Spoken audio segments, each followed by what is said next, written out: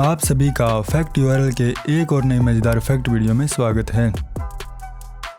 आज की वीडियो में हम जानेंगे कि हमारी जीभ को किसी भी स्वाद का पता कैसे चलता है।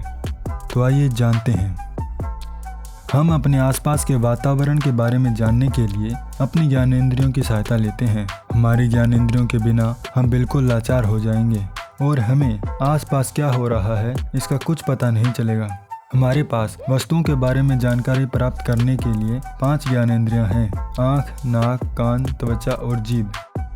आज की वीडियो में हम जीभ के बारे में जानेंगे कि जीभ स्वाद का पता कैसे लगाती है।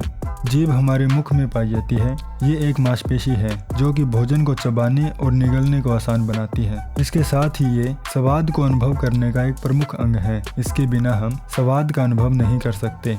क्योंकि जीभ स्वाद का अनुभव करने का प्रमुख अंग है, इसलिए जीभ की ऊपरी सतह पेपिला और स्वाद कलिकाओं से ढकी होती है। जीभ की ऊपरी सतह पर हमें कुछ दानेदार उभार देखने को मिलते हैं। इन्हीं को स्वाद कलिकाएं कहते हैं। ये स्वाद कलिकाएं कोशिकाओं से बनी होती है और इनके सिरे पर बाल जैसे तंतु निकले होते हैं जिनसे हमें स्वाद का पता चलता है। स्वाद कलिकाएं 4 प्रकार की होती हैं जिनसे हमें मुख्य 4 प्रकार के स्वादों का पता चलता है: मीठा, कड़वा, खट्टा और नमकीन। जैसा कि हम इस फोटो में देख पा रहे हैं कि जीभ के अलग अलग भाग पर अलग अलग स्वाद को पहचानने के लिए अलग अलग स्वाद कलिकाएं मौजूद हैं। जीभ के अगले भाग में मीठे स्वाद को पहचानने वाली स्वाद कलिकाएं पाई जाती हैं और उसी के पीछे दोनों किनारों पर नमकीन स्वाद की कलिकाएं पाई जाती हैं, जबकि जीभ के पिछले भाग में कड़वे और जीभ के किनारे का भाग खट्टे स्वाद का अनुभव कराता है और जीभ के मध्य भाग में स्वाद कलिकाएं बहुत कम पाई जाती हैं।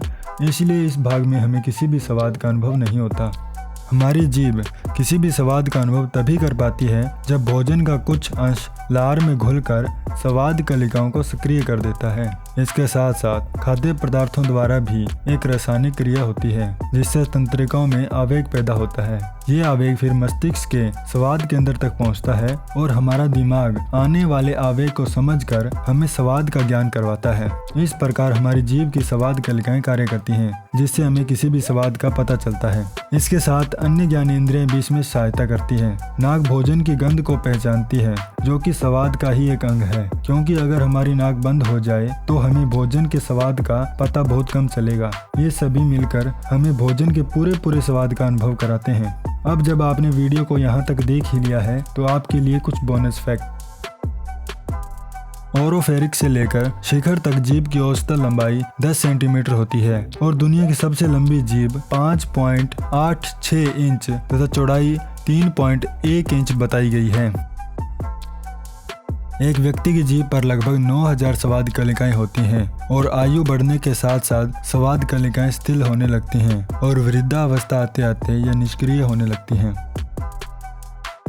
वैज्ञानिकों के अनुसार पुरुषों की जीभ की लंबाई महिलाओं की जीभ से अधिक होती है और बेशक जीभ आपको देखने में नाजुक और कमजोर लगती हो, लेकिन जीभ हमारे शरीर की सबसे मजबूत मसल्स में से एक है। जीभ का कोई भी घाव 2 से 4 घंटे के भीतर ठीक हो जाता है। जैसा कि हम जानते हैं कि जीभ हमारे भोजन को चबाने और निगलने को आसान बनाती है। इसका दूसरा मुख्य कार्य स्वर नियंत्रित करना है, यानी ये हमारे बोलने और शब्दों के सही उच्चारण में सहायता करती है। इसके बिना सही से बोलने के बारे में हम सोच भी नहीं सकते। आपने अक्सर सुना होगा कि जीभ को साफ रखना चाहिए। ऐसा कहने के पीछे का कारण ये है कि हमारे मुंह में बैक्टीरिया पाए जाते हैं जिनमें से लगभग 50% बैक्टीरिया तो हमारी जीभ पर ही होते हैं। ऐसे में जीभ को साफ रखना कितना जरूरी हो जाता है यह तो आप समझ ही गए होंगे। तो आज की वीडियो में इतना ही। आपको ये वीडियो कैसी लगी हमें ज़रूर बताएं। अगर आपका कोई सुझाव या सवाल हो तो कमेंट में पूछ सकते हैं।